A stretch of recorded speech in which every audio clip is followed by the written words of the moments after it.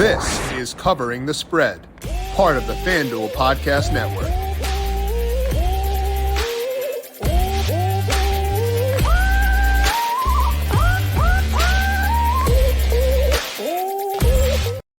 It is time to close out the week on a high note, and I think we're going to do exactly that for today by talking to Austan Cass about some English Premier League soccer, breaking down Matchweek 26 and where he sees value at FanDuel Sportsbook. Then I'll talk some NASCAR in Atlanta and let you know where my model sees value over at FanDuel Sportsbook. This is Covering the Spread right here on the FanDuel Podcast Network and FanDuel Research. My name is Jim Sanas.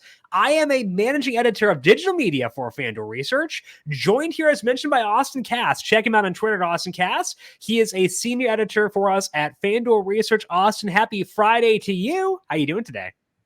I'm doing really well. How are you, Jim? I am delightful, getting more EPL back in our lives once again here. Just 8 matches for this weekend, as opposed to the typical 10. So we'll have to get you back on next week. I think there are matches again next week, so we'll run it back then to get the full allotment. But how are things going for you post NFL? Have you been able to fill the void of no football with having other football in there? How are things gone so far? It's been good. Yeah. Obviously, This is a good time for soccer. Champions League has restarted, kind of hitting the home stretch. And I usually start getting into college basketball a lot right now, but I'm an IU fan, so I'm not really getting super into it this year. It just feels like the Big Ten in general isn't that good. Sorry. And Northwestern's good. No, they're part of the reason the Big Ten's not. I think they're a decent amount worse than they were last year. It just hasn't really shown up necessarily as of yet. But yeah, and then, you've got me into NASCAR, so I enjoyed the race last weekend. So that's a good time to get into NASCAR right now. You are into NASCAR, your kids are into NASCAR, so we are spreading the good word slowly across the entire globe. We're not done yet, by the way, with that, but we're working on it for sure. We're going to talk to Austan about EPL Matchweek 26, let you know where he sees value for this week at FanDuel Sportsbook. And as mentioned, I'll close things out by talking about NASCAR in Atlanta and my favorite bets for this week. But first, a reminder to make sure you're subscribed to Covering the Spread wherever you get your podcasts. We're here every weekday, Monday through Friday, breaking down everything from EPL to NASCAR to basketball, hockey, et cetera, all right here in the same feed. Maybe some NFL Combine betting next week, potentially. Who can say? That'll be all in the feed for Covering the Spread. But also, as we discussed yesterday, the Daily ISO with Tom Vecchio is now a hybrid betting and daily fantasy show as well. Each weekday, Tom will go through his favorite player props for the NBA. So if you want some player props that Tom likes across Friday, check out the Daily ISO with Tom Vecchio by searching for FanDuel Research Podcast wherever you get your podcasts. Now, Austan, let's take a look here at Matchweek 26. As I mentioned, 8 matches coming up for this weekend. Let's begin things with the more traditional market bets. Anything stand out to you as being values right now at FanDuel Sportsbook? Yeah, so that very first match there, Crystal Palace and Burnley, for casuals, probably a match they're not going to care about at all, but it's actually a huge match at the bottom of the table. And in the double chance market, I like Burnley and draw, which was minus 130 last time I saw it. Burnley are in danger of being relegated. This looks like it's at minus 125. Burnley are in danger of being relegated and kind of being set adrift at the bottom of the table. If they want to climb out of the bottom 3, this is a great opportunity for them to pick up some points. And even just a draw would be huge. And Crystal Palace are in 15th, and they're one of the sides that could get sucked down into the bottom 3, and they're heading in the wrong direction right now. One of the big reasons for optimism for me is that Crystal Palace is without its 2 best players, which Olise and Eze, guys we've talked about before. With those 2, they're probably a pretty safe, like lower to mid-table team. Without them, I think they're one of the worst teams in the league, and they really lose a lot of their attacking punch. Burnley's coming out of a brutal stretch of their season in terms of their schedule. Over their last 8 matches in all competitions, 6 have been against the what's called like traditional Big Six clubs. The 2 that were against non-Big Six teams, Burnley got a draw in each match. And despite the tough slate, Burnley have totaled at least 1.0 expected goals per FBrefs model in 5 of their last 6 matches. So they're showing a little juice here lately. I think they made some additions in the January transfer window that are going to help them out.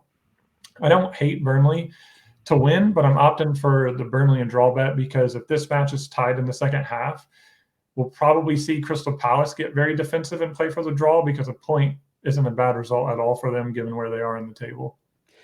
As you mentioned, right now, that market is minus 135 for Burnley and draw in the double chance market at FanDuel Sportsbook. We were betting against Crystal Palace this past week with Everton, and they did get a draw there. So as you mentioned, a very good result for them. But you sent me the XG data from that game, and it looks like that 1-1 draw for Crystal Palace may have been a bit misleading. Yeah, for sure. I can't recall the exact numbers. I think it was like 1.9 to like maybe right around 1. 1.91 to 0.73 Everton won in XG in that game. Yeah, that kind of sums up Everton's season really so far. But yeah, they really got battered that game, and we're very fortunate to score the goal that they scored and only give up 1 goal. So yeah, they're heading in the wrong direction. And until they get Olise and Eze back, they're going to be in a lot of trouble. They've probably given themselves enough cushion here where they won't be relegated, but I would think from Burnley's perspective, they're going to view this as a game that they can win, and that obviously where Burnley's at right now, getting 3 points would be massive for them. So I think they're going to be going all out. This is basically going to be a cup final for Burnley, and Palace, they're going to have some nerves about, man, if we lose this game, what we could find ourselves in a bad place here. So yeah, I kind of like Burnley's chances here this weekend. Sneaky fun match too, given all that is on the line for both clubs right now. So Austan likes Burnley and draw in the double chance market minus 135, meaning the result would be a win if Burnley wins or if this is a draw on Saturday. Any other traditional market bets you like across match week 26 here, Austan? So I'm going to jump all the way to the last game of the match week, which is on Monday, West Ham and Brentford. The Bees, I like Brentford to win in this match. It's plus 170. The Bees are going to have the rest disadvantage after they just played midweek against Manchester City, and that's a legit concern for me, especially an exhausting match against City where they're kind of running around without the ball for most of the game. Although they played pretty well, it was just a 1-0 result. But by the XG numbers, Brentford have been much better team this year. The Bees have an XG differential of plus 2.7, and they've done that despite not having their best player, Ivan Toney, until just recently. West Ham's XG differential is negative 12.6. That's actually 16th. So they're very fortunate to be 9th in the table, and of late they've started to get the results that they've deserved all along. They haven't won a match since December 28th. They just lost on XG 2.8 to 0.5 at Nottingham Forest last time out, and they lost at Brentford 3-2 earlier this season, and that was a Brentford team without Toney, like I said. Brentford have lost 4 of their past 5 fixtures, but 4 of those losses came to Man City, who they actually played twice, kind of a funky thing with the schedule, Liverpool and Tottenham. So it's been a really tough stretch for them. But since they've returned, they've won both of their since Toney's returned, they've won both of their 2 matches against non-Big Six sides, and I think they should actually be slight favorites here against West Ham. So I'm happy to roll the dice on Brentford at plus 170. That is plus 170, as you mentioned, for Brentford taking on West Ham. Now, they are on the road here for this matchup, taking on West Ham. Did you give any consideration to checking out the double chance market for this one as well? Because Brentford and draw is minus 195. So you're paying a lot to get the draw in there as well. But was that ever a consideration for you, or is the plus 170 just a bit too much to pass up? I thought about it and I looked at it, and I kind of had the same reaction as you did when you saw that it was minus 195. Yeah. The Tino bet market I almost talk myself into that, but you're obviously going to pay for it there too. Right. Just not as much. But the more I looked at things, the more I thought, I think Brentford's going to win the game. And so that plus 170 number is pretty appealing to me. Okay, that's for the Brentford money line. Austan did mention the Tino bet market. That is plus 102 for Brentford there, which means if it is a draw, you would get your stake back for that specific bet. So the 2 traditional market bets Austan is on this weekend: Burnley and draw minus 135 in the double chance market as they take on Crystal Palace, and then Brentford to win plus 170 taking on West Ham. What about player props? Any of those stand out to you as things stand right now? Yeah, so I'm going to stay with the score or assist market that I like so much, and I'm going to go to the Newcastle at Arsenal match that's at 3 o'clock on Saturday. So there no getting up early to make sure this guy plays. But I'm eyeing Bukayo Saka to score assist. He handles penalties for Arsenal and the majority of their corners, so that gives him several extra outs in this market. For the year, he's got 12 goals and 7 assists, so 19 combined goals plus assists in 24 starts.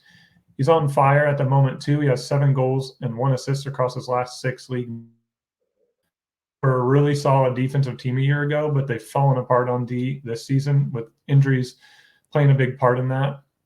They've actually conceded the 4th most XG in the league. Arsenal are at minus 290 to go over 1.5 goals, so they're expected to score and create chances. And I like Saka's odds of getting in with a goal or assist there. And this minus 135 number is a pretty good number for a player who takes penalties and handles a lot of corners. So minus 135, as you mentioned, for Saka to score or assist in the Arsenal versus Newcastle match. Is this one where you do want to wait again before lineups come out? It'd be out at 2 o'clock Eastern on Saturday, or are you okay locking that one in now? I'm okay doing it now because Saka typically plays almost every game and plays every minute of every game. And given where Arsenal are at in the title race with Liverpool and Man City, they probably won't be resting guys very often, especially against a pretty decent Newcastle team. Okay, so Austan is on Bukayo Saka at minus 135 to score or assist, and that is one he is okay with locking in now and not waiting until lineups come out on Saturday. That is Austan Cass. Make sure you check him out on Twitter at Austan Cass and find his work over at FanDuel Research, where he is a senior editor. Austan, appreciate the time as always. Enjoy the soccer and the NASCAR this weekend, and we'll talk to you once again next week. Sounds good. Thank you, Jim. Alrighty. Thank you as well, Austan. Again, find Austan on Twitter at Austan Cass. We're going to talk some NASCAR in Atlanta this weekend, go through where I see value for the Cup Series and potentially Xfinity Series there in just 1 second. But first, get buckets with your first bet on FanDuel, America's #1 sportsbook right now. New customers get $150 in bonus bets with any winning $5 bet. That's $150 if your bet wins. Bet on all your favorite NBA players and teams with quick bets, live same-game parlays, exclusive props, and much more. Just visit the FanDuel app and shoot your shot. FanDuel, official sportsbook partner of the NBA. Must be 21 plus and present in select states. First online real money wager only. $10 first deposit required. Bonus issued as non-withdrawable bonus bets that expire 7 days after receipt. See terms at sportsbook.fanduel.com. FanDuel is offering online sports wagering in Kansas under an agreement with Kansas Star Casino LLC. Gambling problem? Call 1-800-GAMBLER or visit FanDuel.com/RG in Colorado, Iowa, Michigan, New Jersey, Ohio, Pennsylvania, Illinois, Kentucky, Tennessee, Virginia, and Vermont. Call 1-800-NEXT-STEP or text NEXT STEP to 53342 in Arizona, 1-888-789-7777, or visit ccpg.org/chat in Connecticut, 1-800-9-WITH in Indiana, 1-800-522-4700, or visit ksgamblinghealth.com in Kansas, 1-877-770-STOP in Louisiana. Visit mdgamblinghealth.org in Maryland, 1-800-GAMBLER.net in West Virginia, 1-800-522-4700 in Wyoming. Hope is here. Visit gamblinghelplinema.org or call 800-327-5050 for 24/7 support in Massachusetts, or call 1-877-HOPE-NY or text HOPE-NY in New York.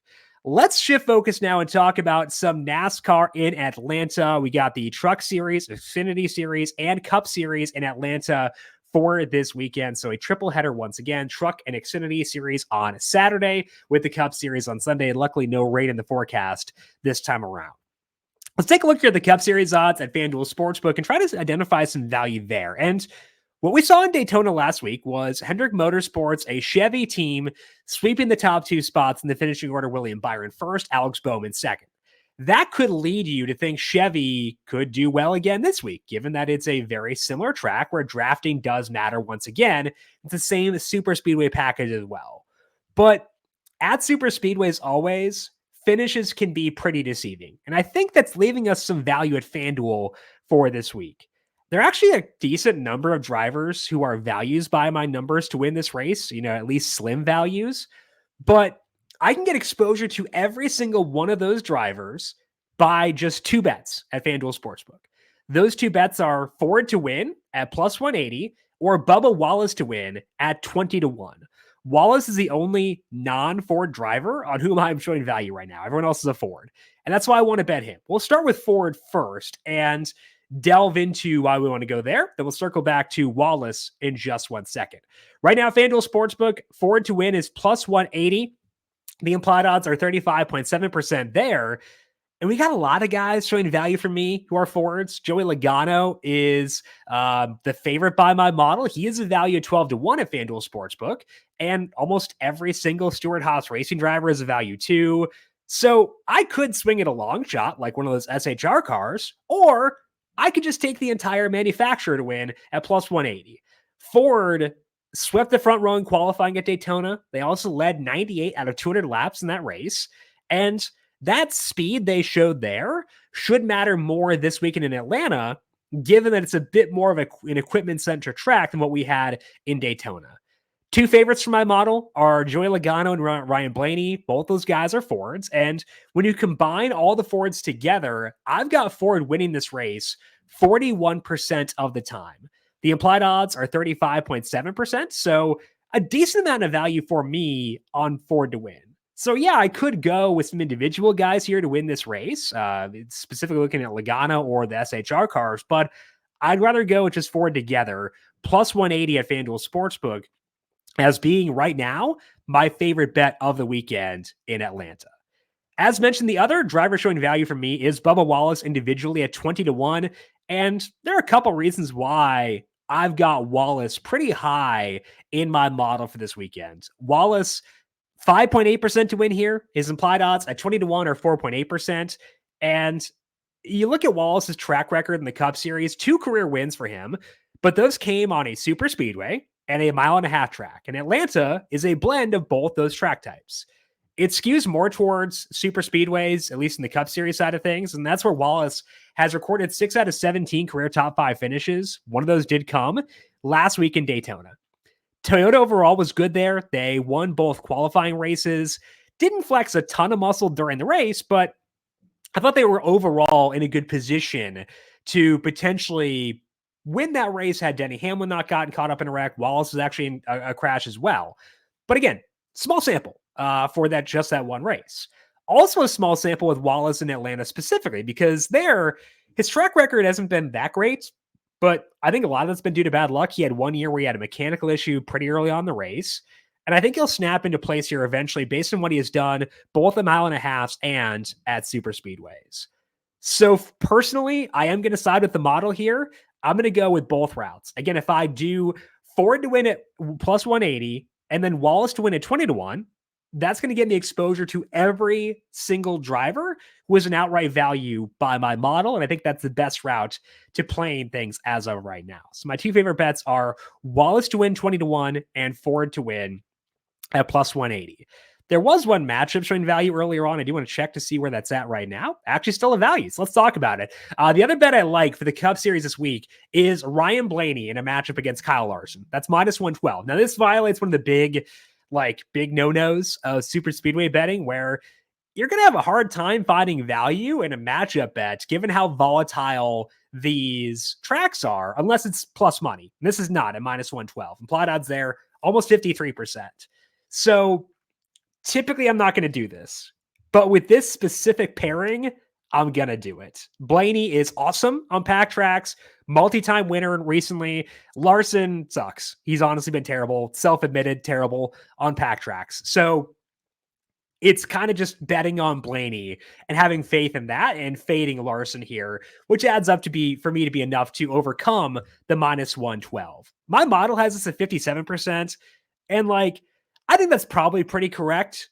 It does take advantage or take into account the volatility of the track type, the odds that both these guys could crash, and it's just based on who crashes when that determines whether this bet wins. So it's accounting for that, 57% there.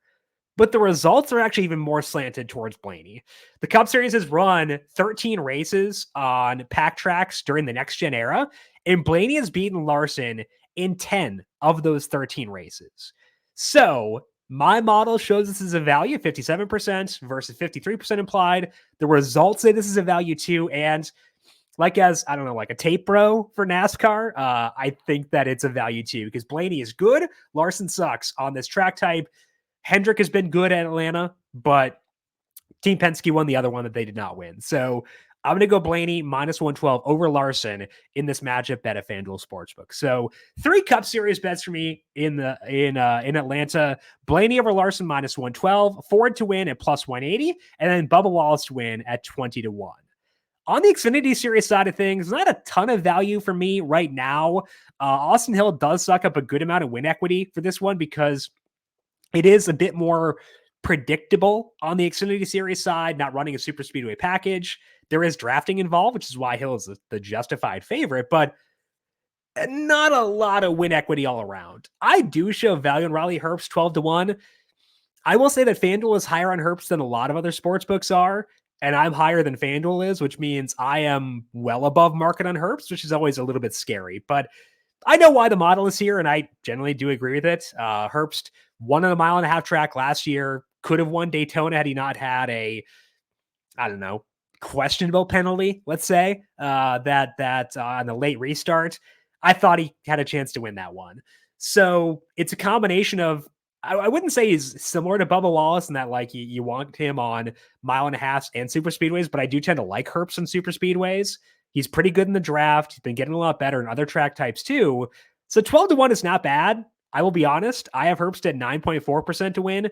Implied odds at 12-1 or 7.7%. So even at this number where FanDuel is shorter than the market, I do still show value on Herbst to win. Should I? I don't know. Because I'm above a book that is above market on this guy, but I understand why the model is there. I've got Hill at 18.9% to win, so not super far off plus 350 on him. But I do think overall I'm okay with Herbst at 12-1. You know, keep in mind that other books are longer than this because it does say that I am okay above market. Again, a book that is above market on him, but personally, I think that the model's above him for a reason. So I do like Herbst 12-1 to win on the Xfinity Series side of things as well. That is all that we have here for today and this week on Covering the Spread. Want to give a big thank you once again to Austan Cass for swinging by, breaking down his thoughts on EPL Matchweek 26. Check out Austin on Twitter at Austan Cass. I am on Twitter at Jim Saunas. You can find me on Threads at Jim.Saunas, and check out FanDuel Research on Twitter at FanDuel Research. Want to thank you all for tuning in for today. Good luck to you with your bets across this weekend. We'll talk to you once again next week for 5 shows on the docket. This has been Covering the Spread right here on the FanDuel Podcast Network.